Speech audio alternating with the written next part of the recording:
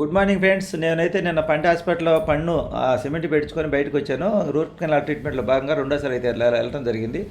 అక్కడి నుంచి వస్తూ వచ్చి బయటకు వచ్చేసరికి 1 గంట అయింది టైం.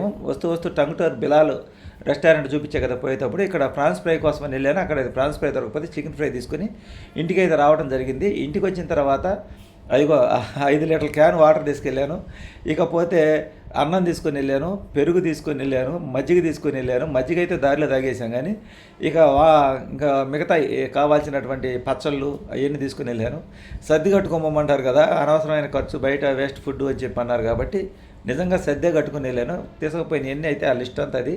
ఇంకా వస్తూ బిలాల్లో 2 చికెన్ ఫ్రై తీసుకొచ్చుకున్నాను. పన్ను అయితే విపరీతంగా నొప్పిగా ఉంది. ఆ నొప్పి చూశారు, అది చెప్పడానికి ఆవితి కాలేదు. పోయేటప్పుడు బాగా హ్యాపీగా ఉన్నా, కానీ ఇంటికి వచ్చేటప్పుడు ఆ నొప్పితో విపరీతమైన బాధతో నరకం అనిపించాను. వస్తూ ఇంకా దారిలో వాళ్ళు ఇచ్చిన ట్యాబ్లెట్ వేసుకున్నాను. ఇటు కొండేపు మీదుగా జర్నీ చాలా ఎక్కువగా ఉందండి. ఇంటికి వచ్చేసరికి 3 గంటల సమయం పట్టింది. మేము అసలు మామూలుగా జనరల్గా అయితే సింగరాయకుండా మా ఇంటికి పోయి కాసేపు రిలాక్స్ అయ్యి వస్తాము.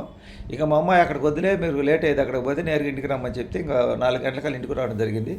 1 గంటకు ఒంగోలు బయలుదేరితే టంగుటూరులో బిలాల్ దగ్గర అక్కడ తీసుకొని అక్కడ ఒక పావు గంట లేట్ అయింది. ఇంకా మేము మధ్యలో ఒక పావు గంట ఒకసారి ఆగాము ఈ ట్యాబ్లెట్ వేసుకోవడానికి. చూశారు కదా, అది పెరుగన్నము, పచ్చడి, నిమ్మకాయ పచ్చళ్ళు ఇవన్నీ వేసుకోపోయాము, కారపళ్ళు ఇవన్నీ మేము ఒంగోలు తీసుకుపోయింది అనమాట. ఆ డబ్బాల పెరుగు ఇవి వచ్చేసి నెయ్యి. మా అబ్బాయి ఒంగోలు నెయ్యి ఇస్తే నెయ్యి తీసుకొచ్చాం. అన్నట్టు మీరు నెయ్యి రేట్ ఎంత అని అడిగారు కదా, ఒంగోలు కేజీ 600 అండి. మా అబ్బాయి 6 కేజీ తీసుకొచ్చి ఇచ్చాడు. మీతో పాటు తీసుకెళ్ళి తర్వాత వస్తానని. మొన్న సున్నుండలు చేసిన కూడా నెయ్యితోటే. నెయ్యి అయితే చాలా బాగుంది, ఒంగోలు నుంచి తెచ్చుకున్న నెయ్యి. ఇంకా నేను ఇంటికి వచ్చిన తర్వాత ఇంకా నాకు ఆ చికెన్ ఫ్రై తినాలన్న ఆలోచన కూడా అయితే నాకు లేదు. ఈ పంటి నొప్పి, విపరీతమైన నొప్పితో బాధపడతా ఉన్నాను. కాసేపటికి తర్వాత ఇంకా హడావుడి అంతా తగ్గిన తర్వాత మా అమ్మాయి అయితే ముందు మా ఆవిడ వేసుకుంది. మా అమ్మాయి నేను తిన్నాను. ఆ చికెన్ ఫ్రై చేసేసరికి ఆమెకి నోరు ఊరింది, ఆమె కూడా తింది.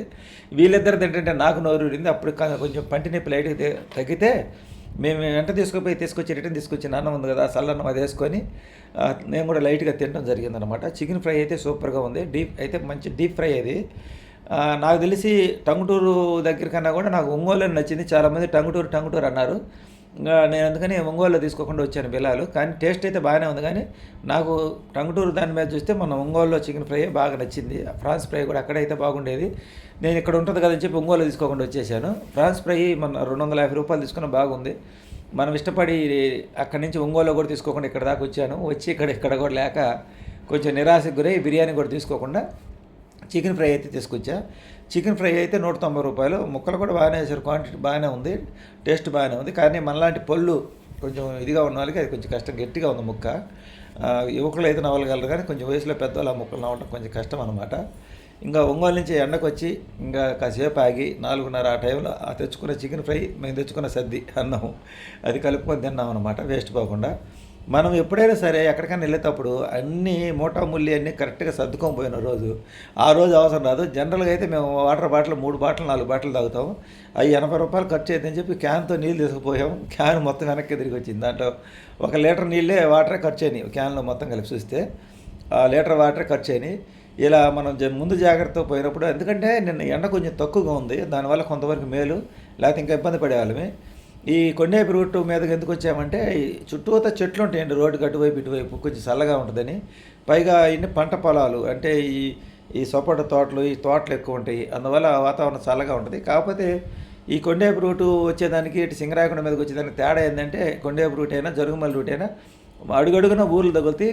3 కిలోమీటర్లకి 2 కిలోమీటర్ల ఒక ఊరు. ఆ ఊర్లు తగలటం వల్ల ఏంటంటే మనం బండి స్పీడ్గా రావడానికి కుదరదు. నేరుగా సింగరాయకొండ మీదుగా ఒంగోలు పోయేదైతే మనకి ప్రయాణం బాగుంటుంది. ఎందుకంటే మొత్తం డబల్ రోడ్డే, ఎక్కడ కూడా మనకి ఇబ్బంది ఉండదు. ఒక కందుకూరులోనే కొద్దిగా ట్రాఫిక్ ఉంటుంది, ఇంక మొత్తం డబల్ రోడ్డే. కాకపోతే ఆ రోడ్లో కొంచెం ఆ ట్రాఫిక్ కందుకూరు కాడ కొంచెం టౌన్ దాటేటప్పుడు కొంచెం చికాకుగా ఉంటుంది.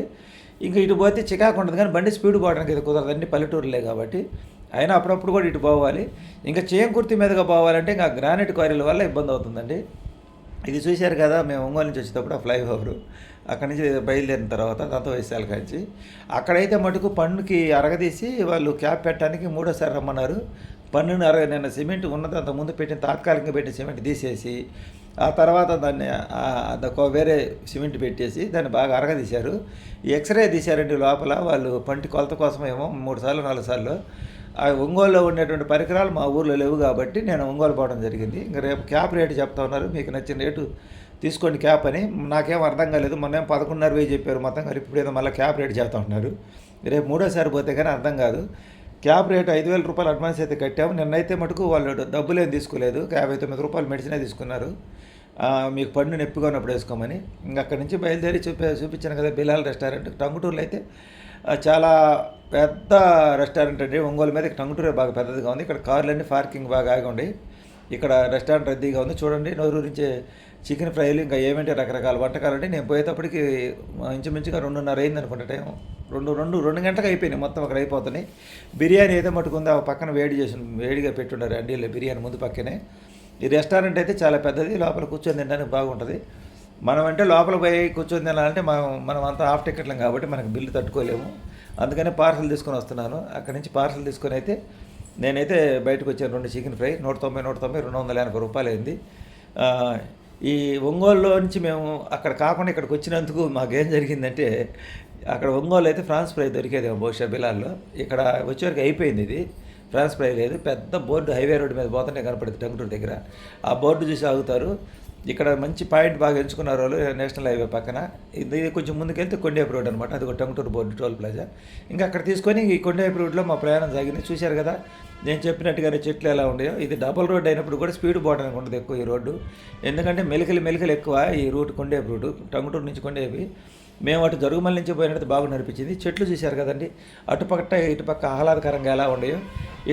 పచ్చని పొలాల మధ్యలో బయలుదేరి ప్రయాణం చేసి చూపించిన వీడియో లైక్ చేయట్లేదు. నాకు జర్నీ వీడియోలు అంటే బాగా ఇష్టం. దేవస్థానాల వీడియోలు చూపించినా లైక్ చేయటం లేదు పెద్దగా జనాలు. నాన్ వెజ్ వీడియోలు ఎందుకు తీస్తారు మీరు అందరూ తిడతారు, కానీ వాస్తవంగా చెప్పాలంటే ఆ వీడియోలే మనకి యూట్యూబర్గా సక్సెస్ చేస్తున్నాయి అన్నమాట. మోటివేషనల్ లాంగ్వేజ్ వీడియో అది ఏమన్నా నాన్ వెజ్ వీడియోలు. మీరు అన్నట్టుగా దేవస్థానం టెంపుల్ వీడియో, పోలేరమ్మ గుడి వీడియో, అది చాలా ప్రత్యేకమైన గుడి, మహిమగల గుడి. నిన్న పెట్టాను, అయినా ఎంతమంది చూశారు ఒకసారి చూసుకోండి ఆ వీడియో. ఏదైనా మంచికి జనాలు ఇష్టపడలేదండి.